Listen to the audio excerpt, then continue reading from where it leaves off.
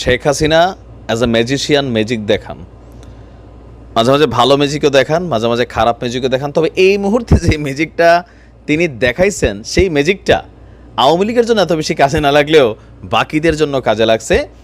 Doctor Mohammad ইউনূসের জন্য একদিকে ভালো হয়ে গেছে। গেল 3 মাস যাবৎ বিএনপির প্রথম দিকে যে একটা অবস্থান ছিল, মাঝখানে আরেকটা অবস্থান ছিল, শেষের দিকে একটু হার্ডার ওয়েতে আপনার নেতারা বক্তব্য দিচ্ছিলেন যে আমরা বাংলাদেশে অবস্থানকারী যেই বিএনপির নেতাকর্মীরা আছেন তাদের মধ্যে আমরা ধরেই নেই যে বেগম খালেদা জিয়ার বিপরীতে যিনি স্পিকার তিনি হচ্ছেন মির্জা ফখরুল ইসলাম আলমগীর। হঠাৎ করে সুর বদলাই ফেলছেন, একটু আশ্চর্য হয়েছি তার এই সুর বদল দেখে। এখন এটা কি এই কারণে যে আওয়ামী লীগে যে আসবো এরকম সিচুয়েশন বিএনপি চিন্তা করতেছে যে না এখন আমরা বিভাজিত হয়ে গেলে এমনি কিন্তু বিভাজন তৈরি হয়েছে, তো ঝামেলায় পড়তে পারি। হঠাৎ কইরা অন্তর্বর্তী সরকারকে নিয়ে গেল 3 দিন আগেও 2 দিন আগেও তিনার যে বক্তব্য ছিল আজকের বক্তব্যটা অন্যরকম। তার এই বক্তব্য নিয়ে অনেকের মনে আবার চিন্তা যে আসলে ঘটনাটা কি, কেন মির্জা ফখরুল ইসলাম আলমগীর রাতারাতি এত পরিবর্তন হইলেন।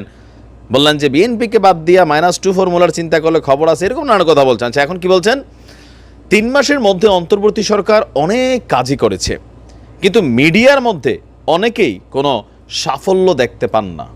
আপনারাই তো দেখতে পান না, আমজনতা তো পরে দেখবে, আওয়ামী লীগ তো দেখবেই না, জামাত তো দেখতেছে ভালোই, প্রতি জায়গায় জায়গায় বলতেছে, আপনারাই তো বলতেছেন একটা মানে নর্মালি ইস্যুটাতে বলছেন যে এই সরকারকে সময় দিতে হবে, তাদের আমরা দায়িত্ব দিয়েছি। মানে বুঝলাম না, যে বললো যে ডিসেম্বরের মধ্যে রোডম্যাপ দিতে হবে, এই সরকারকে অযৌক্তিক সময় দেওয়া যাবে না, আমরা এইসব ইয়াটিয়া সংস্কার চলমান প্রক্রিয়া। তারেক রহমান সাহেব গতকালকেও তিনি তার একটা ভিডিওতে সম্ভবত কৃষক দলের সাথে একটা ভিডিও কনফারেন্স ছিল, তো তিনি বলছিলেন যে নির্বাচন আগে দিতে হবে, নির্বাচনটা যত দ্রুত দেওয়া দরকার দ্রুত দেন, মানুষের যারে খুশি তারে ভোট দিয়ে, বাট আপনারা নির্বাচন দেন। এই সংস্কার বা এই যে দ্রব্যমূল্যের সিন্ডিকেট, এটা রাজনৈতিক সরকার ছাড়া আপনারা থামাইতে পারবেন না, সুতরাং নির্বাচন দেন। কিন্তু ফখরুল ইসলাম আলমগীর তিনি চট করে হঠাৎ করে এই কথা কেন বলল?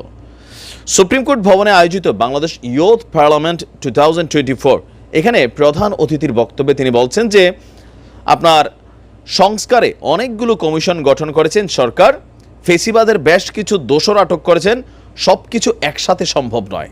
তরুণদের অনুরোধ করব আপনারা ধৈর্য ধরেন।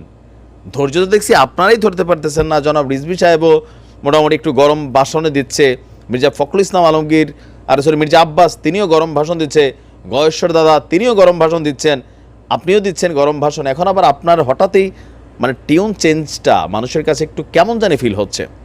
তিনি বলেন আমরা বিশ্বাস করি যাদের নেতৃত্বে এই সরকার গঠন হয়েছে, যেহেতু ছাত্ররাও এর মধ্যে আছে, তাই তারা সেই জায়গায় পৌঁছাতে পারবেন। একটা কথা আমাদের মনে রাখতে হবে, এইবার যে সুযোগ সৃষ্টি হয়েছে তা হারিয়ে গেলে আমাদের জাতি হিসাবে অস্তিত্ব বিপন্ন হবে। আমি কথাটা জোর গলায় বলতে চাই। তো বলছেন যে দুর্ভাগ্যজনকভাবে আমাদের কিছু কিছু মিডিয়া সেটা প্রমোট করেছে।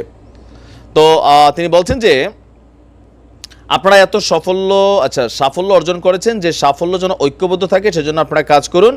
আমাদের ধৈর্য ধরে সংস্কার এবং নির্বাচনের যে কাজ আছে তা যেন সুষ্ঠুভাবে সম্পাদন করতে পারি, একযোগে কাজ করতে হবে, আমরা তাদেরকে সময় দিতে চাই। এখন তিনি কি এটা ব্যক্তি মন্তব্য দিয়ে বসতেন নাকি এটা বিএনপির মন্তব্য?